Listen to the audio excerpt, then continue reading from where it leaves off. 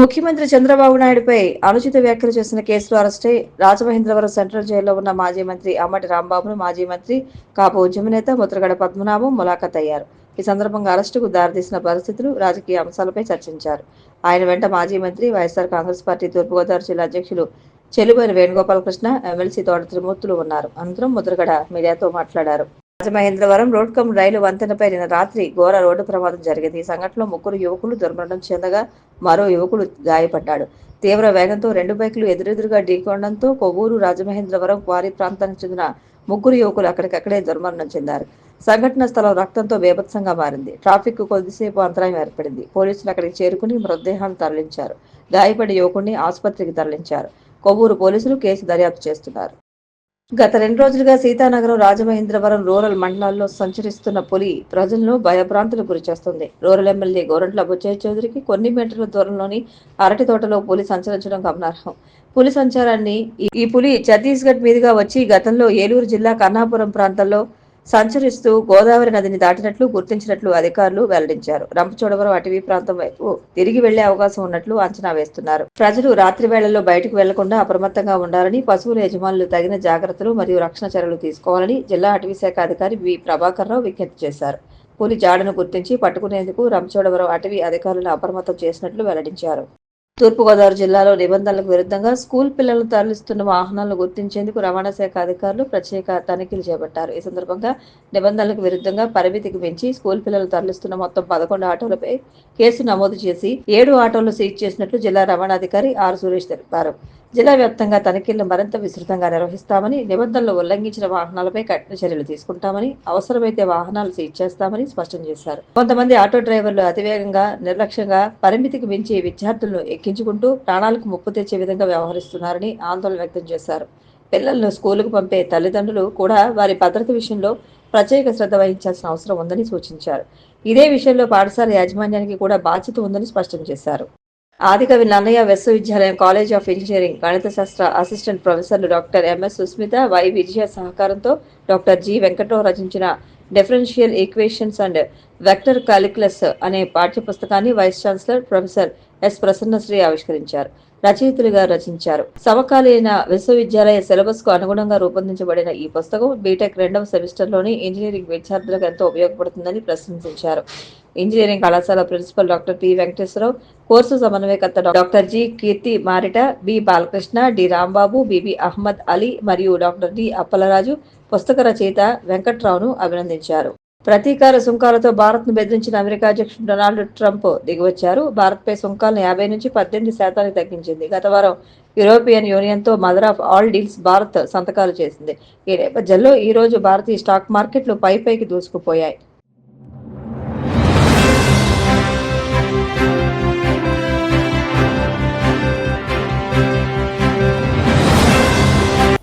నమస్కారం, మీరు చూస్తున్నది సిసిసి డిజిటల్ 230 న్యూస్ బులెటిన్. ఈనాటి వార్తలకు ముందుగా ముఖ్యాంశాలు. కుప్పంలో కార్యకర్తలతో చంద్రబాబు సమావేశం. నిజంగా కష్టపడే కార్యకర్తలకు గుర్తింపు ఉంటుందని భరోసా. పనితీరు బాగోకపోతే నిర్మోహమాటంగా పక్కన పెడతానని హెచ్చరిక. వైసీపీ నేతలు కావాలని రెచ్చగొట్టే వ్యాఖ్యలు చేస్తూ రాష్ట్రంలో అశాంతి సృష్టించాలని చూస్తున్నారు. ఆగ్రహం వ్యక్తం చేసిన కేంద్ర మంత్రి పెమ్మసాని చంద్రశేఖర్. ఆర్థిక మంత్రి నిర్మలా సీతారామన్ ప్రవేశపెట్టిన కేంద్ర బడ్జెట్ వల్ల రాష్ట్రానికి ఒరిగింది ఏమీ లేదు. విమర్శలు గుప్పించిన మాజీ మంత్రి బుగ్గన రాజేంద్రనాథ్. రాష్ట్రంలో శాంతి భద్రతలు పూర్తిగా అదుపు తప్పాయన్న వైసీపీ నేత పోతున మహేష్. వెంటనే ప్రభుత్వాన్ని రద్దు చేసి రాష్ట్రపతి పాలన విధించాలని డిమాండ్. ముఖ్యమంత్రిగా బాధ్యతలు స్వీకరించిన తర్వాత తన సొంత నియోజకవర్గం కుప్పంపై చంద్రబాబు ప్రత్యేకంగా దృష్టి సారించారు. కుప్పం నియోజకవర్గం కార్యకర్తలతో సమీక్షా సమావేశం నిర్వహించారు. పార్టీ శ్రేణులకు దిశానిర్దేశం చేశారు. కష్టపడి పనిచేసే కార్యకర్తలు వెతుక్కుని వచ్చి గౌరవిస్తారని భరోసా ఇస్తూనే పనితీరు మార్చుకుని నేతలకు గట్టి హెచ్చరికలు పంపారు. ఇదే సమయంలో నాడు నారా లోకేష్ చేపట్టిన యువగళం పాదయాత్ర 3 ఏళ్లు పూర్తి చేసుకున్న సందర్భంగా రూపొందించిన ప్రత్యేక గీతాన్ని చంద్రబాబు ఆవిష్కరించారు. ఈ సందర్భంగా ముఖ్యమంత్రి చంద్రబాబు మాట్లాడుతూ పార్టీ కోసం నిబద్ధతతో పనిచేసే వారికి ఉన్నత పదవులు వాటంతటా అవే వస్తాయని అన్నారు.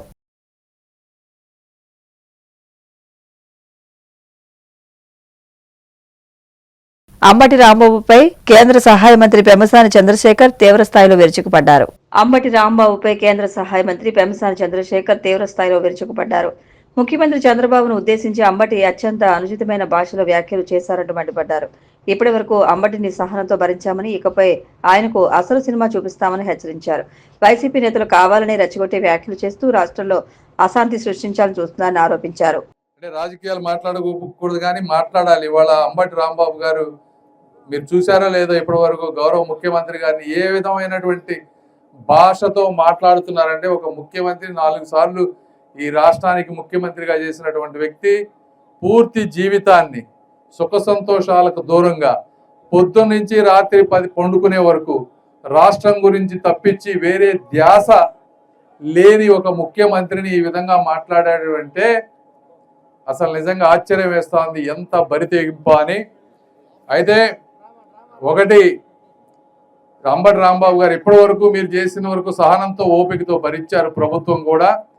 ఈ రోజు నుంచి మీకు నిజమైన సినిమా ఏంటో త్వరలో చూస్తారు. మీకు 24 గంటల్లో మీకు ఎలా ఉంటుందో తెలుస్తుంది. అది ఆ ట్రీట్మెంట్ ప్రతి ఒక్క ఎవరైతే ఈ విధంగా బరితెగించి మాట్లాడేవారో వాళ్ళందరికీ కూడా ఒక గుణపాఠంగా ఉండబోతుందని కూడా మీ అందరికీ నేను తెలియజేస్తా ఉన్నా. కార్యకర్తలందరూ కూడా తిరగబడదామంటే వద్దు కాదు అని చెప్పి చట్టబద్ధంగా వెళ్దామని నిర్ణయించాం. చట్టబద్ధంగా వెళ్తారు. అంబటి రాంబాబు గారికి తెలుస్తుంది ఇంకొకసారి అట్లా చేయకుండా ఉండడానికి. ఏదేమైనా ఆర్థిక మంత్రి నిర్మలా సీతారామన్ ప్రవేశపెట్టిన కేంద్ర బడ్జెట్ నిరాశాజనకంగానే ఉందని, రాష్ట్రానికి దీనివల్ల ఒరిగిందేమీ లేదని రాష్ట్ర మాజీ ఆర్థిక మంత్రి బుగ్గన రాజేంద్రనాథ్ పేర్కొన్నారు. ఆర్థిక మంత్రి నిర్మలా సీతారామన్ ప్రవేశపెట్టిన కేంద్ర బడ్జెట్ నిరాశాజనకంగానే ఉందని, రాష్ట్రానికి దీనివల్ల ఒరిగిందేమీ లేదని రాష్ట్ర మాజీ ఆర్థిక మంత్రి బుగ్గన రాజేంద్రనాథ్ పేర్కొన్నారు. ముఖ్యంగా పోలవరానికి కేవలం 3,300 కోట్లు మాత్రమే విధించారని, అంతకు మించి రాష్ట్రానికి ఒరిగిందేమీ లేదన్నారు. అప్పులు మాత్రం జీడీపీలో 4.3% తగ్గించుకున్నారని, కానీ అందుకు భిన్నంగా రాష్ట్రంలో ప్రభుత్వం మాత్రం గత బడ్జెట్ లో చెప్పిన దానికన్నా ఇప్పటికే 16,000 కోట్లు ఎక్కువగా అప్పులు చేసిందని ఆక్షేపించారు. గతంలో వైసీపీ హయాంలో అప్పులు చేస్తే శ్రీలంక అయిపోతుందని విమర్శించిన చంద్రబాబు ఇప్పుడు ఏమంటారని బుగ్గన ప్రశ్నించారు. ఆర్థిక శాఖ మంత్రివర్యులు శ్రీమతి నిర్మలా సీతారామన్ గారు పార్లమెంట్లో ప్రవేశపెట్టడం జరిగింది. అందులో ముఖ్య అంశాలు గమనించినట్లయితే బడ్జెట్ వ్యయం వచ్చేసి 53,47,315 కోట్లు. 53,47,315 కోట్లు. రిసీట్స్ కూడా అన్ని రకాల ఆదాయాలు కలిపి కూడా అంతే అమౌంట్ ఉంటుంది కాబట్టి 53,47,315 కోట్లు. చరిత్రలో ఇంతవరకు ఇదే అన్నిటికంటే కూడా పెద్ద బడ్జెట్. ఇందులో రెవెన్యూ రిసీట్స్ వచ్చేసి 35,33,150 కోట్లు. అదేవిధంగా అప్పుకు సంబంధించిన రిసీట్స్ వచ్చేసి 18,14,165 కోట్లు. ఇందులో డైరెక్ట్గా అప్పు చేయడము 16,95,768 కోట్లు అన్నమాట. ఇది బారోయింగ్స్ అండ్ అదర్ లయబిలిటీస్. అయితే మూలధన వ్యయం వచ్చేసి 12,21,821 కోట్లు మూలధన వ్యయం. ఇది చాలా ముఖ్యం, ఎందుకంటే క్యాపిటల్ అకౌంట్ కాబట్టి ఇది శాశ్వతంగా నిలబడిపోయే పనుల మీద పెట్టే ఖర్చు. అయితే ద్రవ్య లోటు వచ్చేసి 16,95,768 కోట్లు. ఇది ఇసుక ఉత్పత్తితో ఒక నిష్పత్తిగా తీసుకున్నట్లయితే 4.3%. అంటే క్రమక్రమంగా నుంచి చూసుకున్నట్లయితే 24-25 ఫిగర్స్ చూసినట్లయితే 4.8% ఉండేది.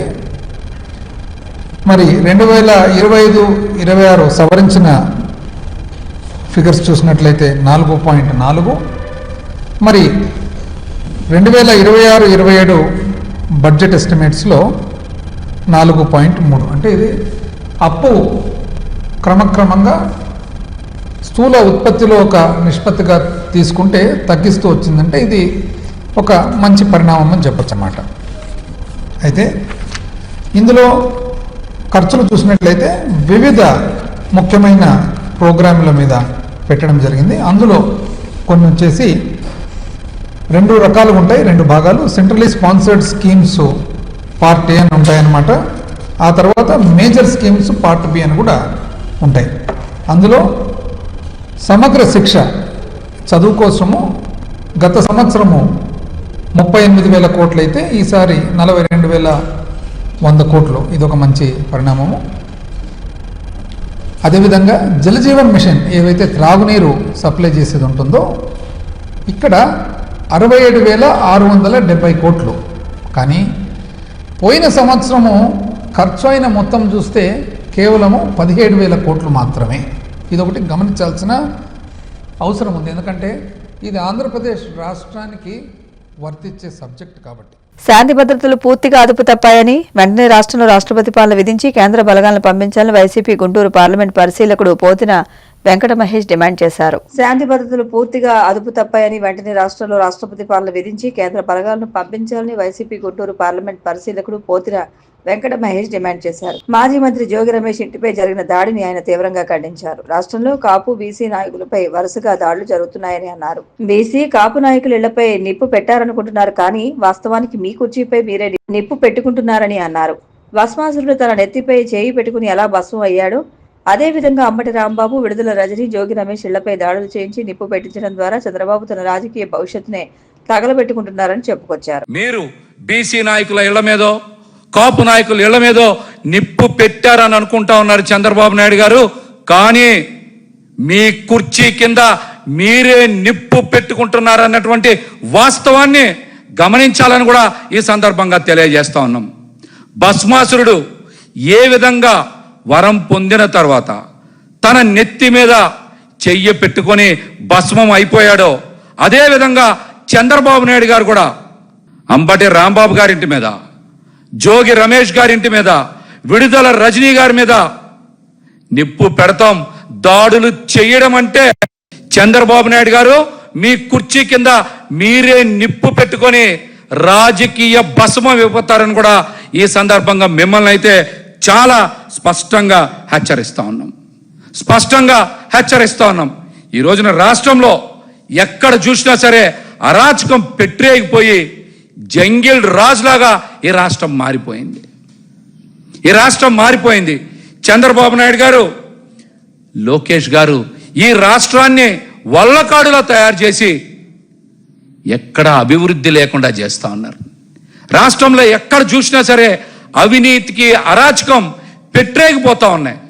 నారా లోకేష్ గారి ఆధ్వర్యంలో, నారా లోకేష్ గారి పర్యవేక్షణలో ఈ రాష్ట్రంలో పత్తర్ గ్యాంగులు తయారవుతున్న మాట వాస్తవం అని కూడా ఈ సందర్భంగా మేము తెలియజేస్తా ఉన్నాం.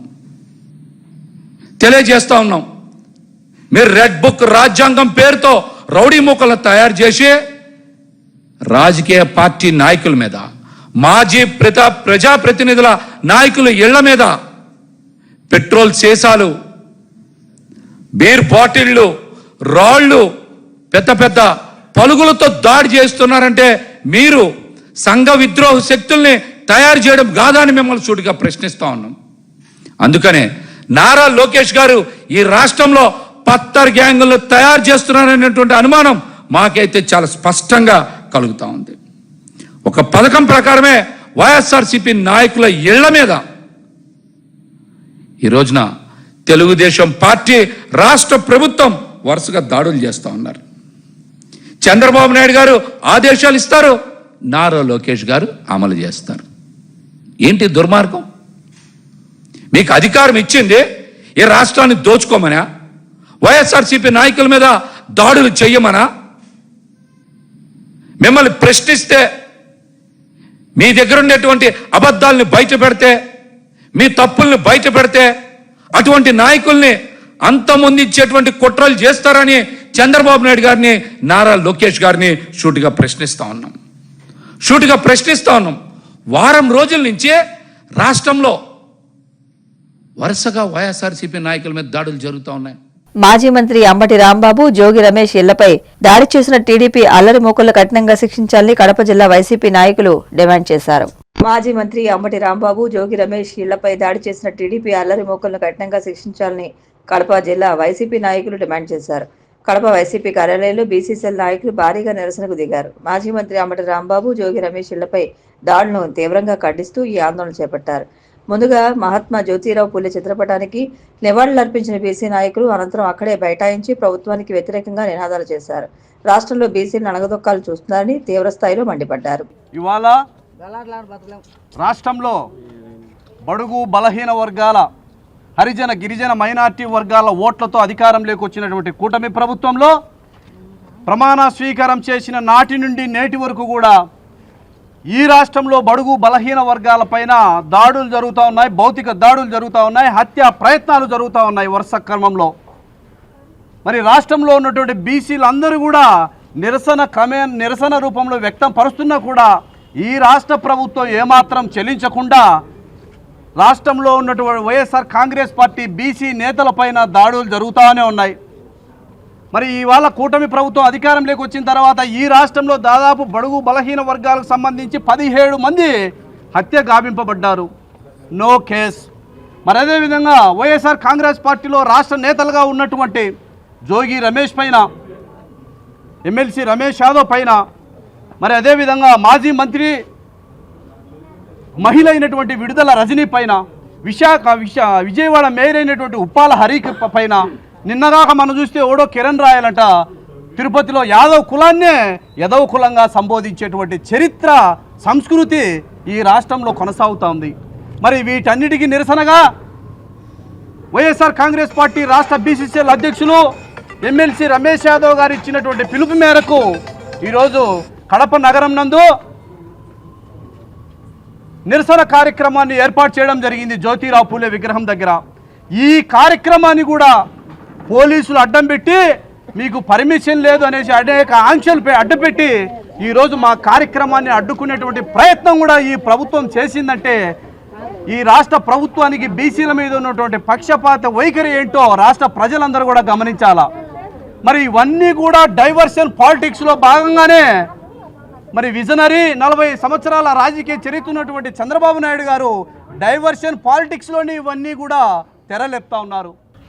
జరుగుతున్నటువంటి పరిణామాలు, తిరుమల లడ్డూలో కల్తీ ఉందని ఊరికే లేనిపోని అభాండాలు వేస్తూ వైఎస్ జగన్మోహన్ రెడ్డి మీద ఫ్లెక్సీలు ఏర్పాటు చేసి నియోజకవర్గ స్థాయిలో, జిల్లా స్థాయిలో ప్రతి ఒక్క చోట ఫ్లెక్సీలు వేసి అతను తప్పు చేయని దానికి కూడా హిందువులను దూరం చేసే విధంగా ఇవాళ కూటమి ప్రభుత్వం ప్రయత్నం చేసింది. అందులో భాగంగా అంబటి రాంబాబు గారు ప్రజలకు తెలియజేయాలనే ఉద్దేశంతో ఈ సిబిఐకి సంబంధించిన సిట్, కేంద్ర ప్రభుత్వానికి సంబంధించిన ఎన్డీడీబీ, ఎన్డీఆర్ఐ ఈ ల్యాబుల ద్వారా ఆ లడ్డూలను చెక్ చేపించి పంది కొవ్వు లేదు, ఆవు కొవ్వు లేదు, ఏ కొవ్వు దీంట్లో కల్తీ లేదని చెప్పడంతో అంబటి రాంబాబు గారు ఫ్లెక్సీ వేసి అక్కడ నిరసన తెలియజేయడానికి వెళ్తే అతని మీద భౌతికంగా దాడులు చేసి ఇంటికి కూడా నిప్పంటించడం జరిగింది.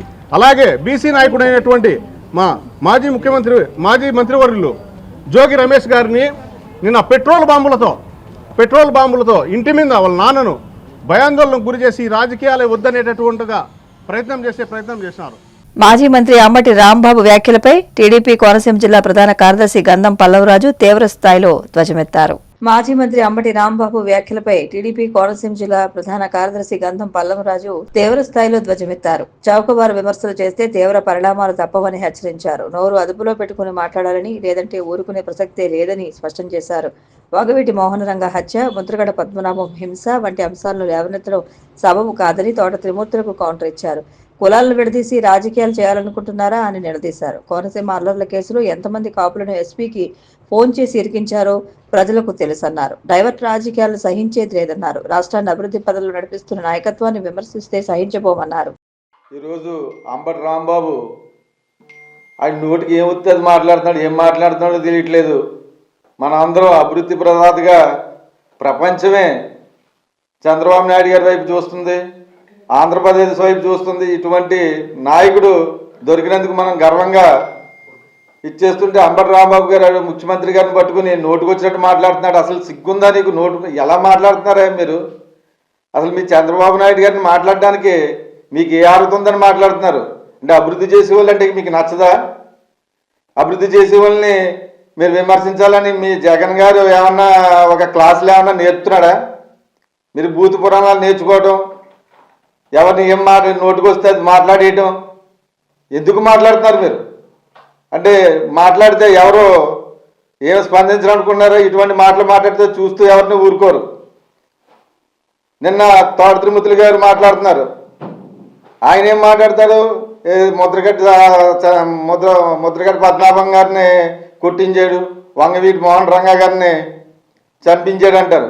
అంటే చంద్రబాబు నాయుడు గారి మీద బురద జల్లితేనే కానీ మీరు బతకలేరా? అంటే ఏదో తీసుకొచ్చి చంద్రబాబు నాయుడు గారికి అంటేయడమేనా? రంగా గారిని చంపారని చెప్తున్నావే, రంగా గారు చంపిన తర్వాత నువ్వు టీడీపీ పార్టీలో ఎమ్మెల్యేగా అవ్వలేదా? తిరుమతులు గారు మిమ్మల్ని ఒక విషయం అడుగుతున్నా, మీరు టీడీపీ పార్టీలో ఎన్ని సంవత్సరాలు పనిచేశారండి చంద్రబాబు నాయుడు గారు వెనకాల? అప్పుడు రంగా గారు గుర్తు రాలేదా? ముద్రగడ్డ పద్మనాభం గారు దీక్ష చేసినప్పుడు మీరు టీడీపీ పార్టీలో ఎమ్మెల్యేగా లేరా? ఎందుకు మాట్లాడుతున్నారండి తిరుమతులు గారు? అంటే కులాలను విడదీసి రాజకీయం చేయాలా? కులాలను విడదీసి రాజకీయం చేసి రాష్ట్రాన్ని అన్యాక్రాంతం చేయాలని ఒక ఆలోచనతో మీరు ముందుకెళ్తున్నారా?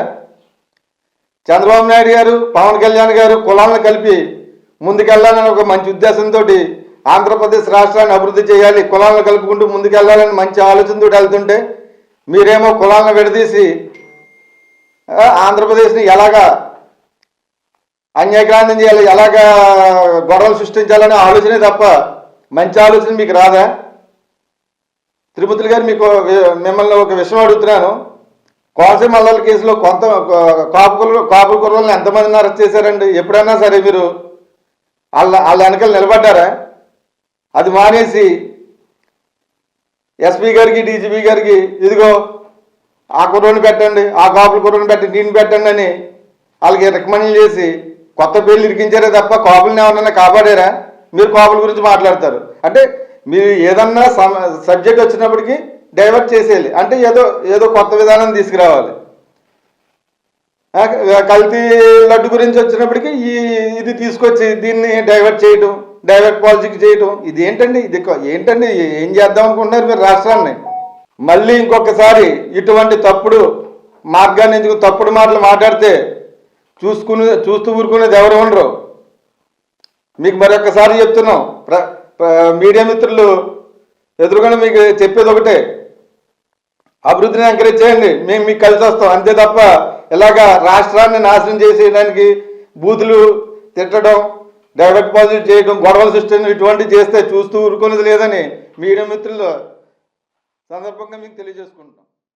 ముఖ్యమంత్రి చంద్రబాబుపై మాజీ మంత్రి అంబటి రాంబాబు చేసిన అసభ్యకర వ్యాఖ్యలను నిరసిస్తూ రాజంపేట పార్లమెంటరీ జిల్లా అధ్యక్షుడు సొగవాసి ప్రసాద్ బాబు ఆధ్వర్యంలో అన్నమయ్య జిల్లా రాయచోటిలో భారీ నిరసన కార్యక్రమం నిర్వహించారు. ముఖ్యమంత్రి చంద్రబాబుపై మాజీ మంత్రి అంబటి రాంబాబు చేసిన అసభ్యకర వ్యాఖ్యలను నిరసిస్తూ రాజంపేట పార్లమెంటరీ జిల్లా అధ్యక్షుడు సొగవాసి ప్రసాద్ బాబు ఆధ్వర్యంలో అన్నమయ్య జిల్లా రాయచోటిలో భారీ నిరసన కార్యక్రమం నిర్వహించారు. పార్టీ శ్రేణులు అంబటి రాంబాబు దిష్టిబొమ్మను దగ్ధం చేసి వెంటనే బహిరంగ క్షమాపణ చెప్పాలంటూ డిమాండ్ చేశారు. ఈ సందర్భంగా సొగవాసి ప్రసాద్ బాబు మాట్లాడుతూ అధికారం కోల్పోయిన ఫ్రస్ట్రేషన్లో వైసీపీ నాయకులు పిచ్చి పిచ్చిగా మాట్లాడుతున్నారని మండిపడ్డారు. 40 ఏళ్ల పైన రాజకీయ అనుభవం ఉన్న చంద్రబాబును విమర్శించే స్థాయి అంబటి రాంబాబుకు లేదని హితవు పలికారు.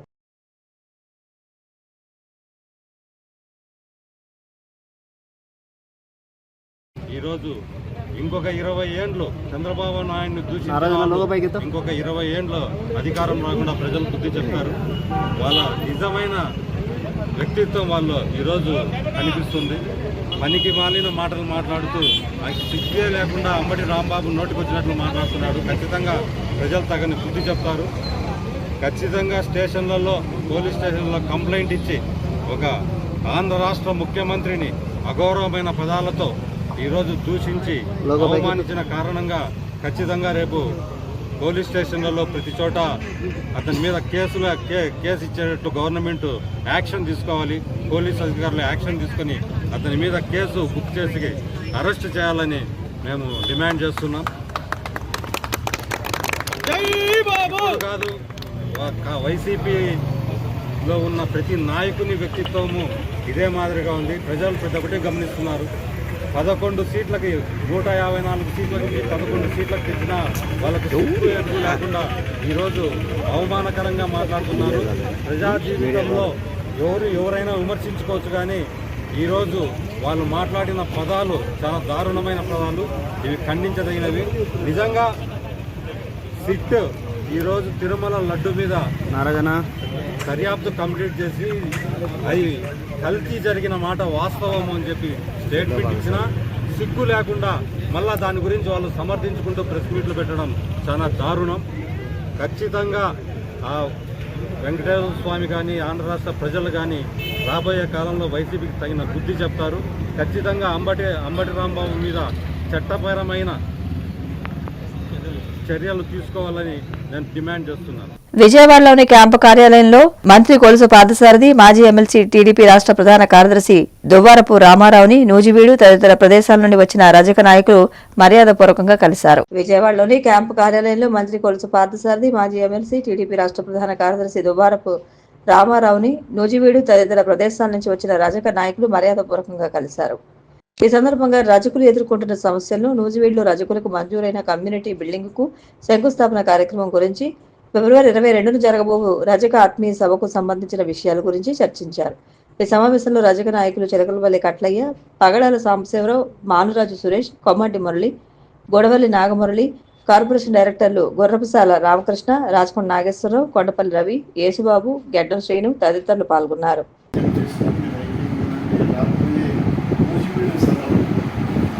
కలిసికట్టుగా దిగ్విజయం చేయాల్సిందిగా జయప్రదం చేయాల్సిందిగా నేను మనస్ఫూర్తిగా వీళ్ళందరూ ఒకటే. కాబట్టి లోకల్గా వీళ్ళు పనిచేస్తున్న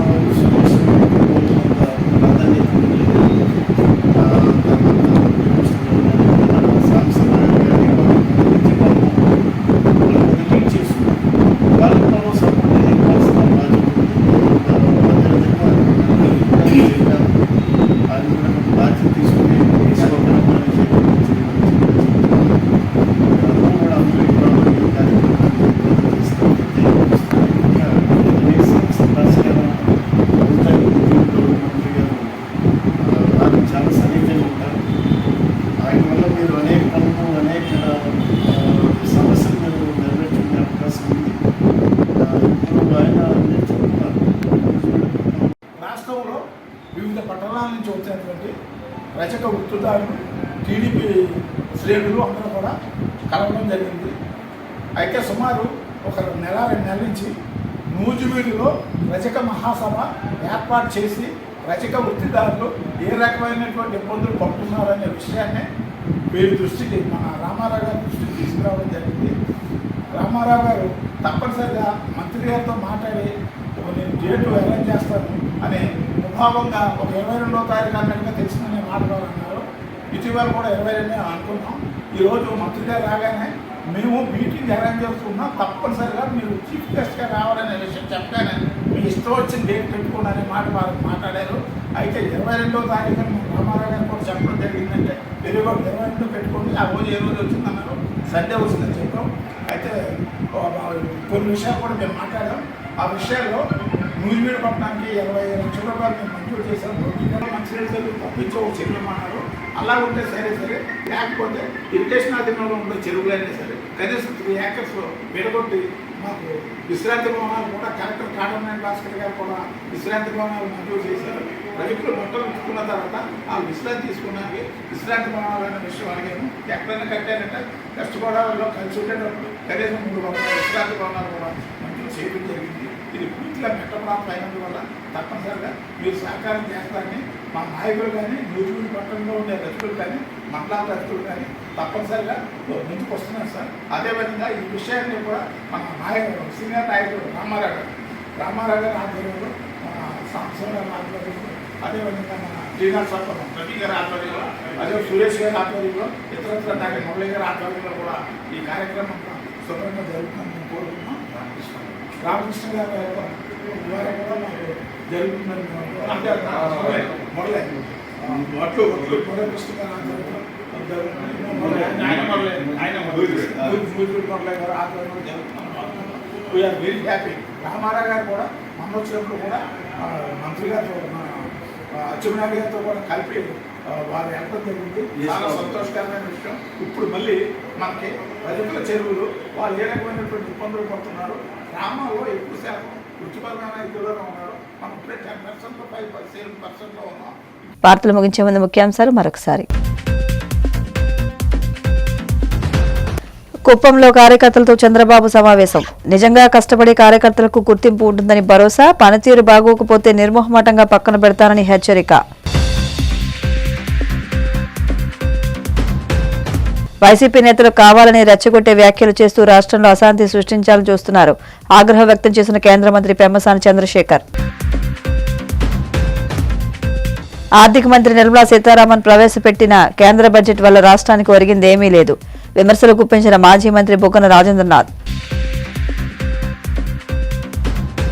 రాష్ట్రంలో శాంతి భద్రతలు పూర్తిగా అదుపు తప్పాయన్న వైసీపీ నేత పోతున మహేష్. వెంటనే ప్రభుత్వాన్ని రద్దు చేసి రాష్ట్రపతి పాలన విధించాలని demand. CCC digital 230 news bulletin ఎంతతో సమాప్తం. నమస్కారం.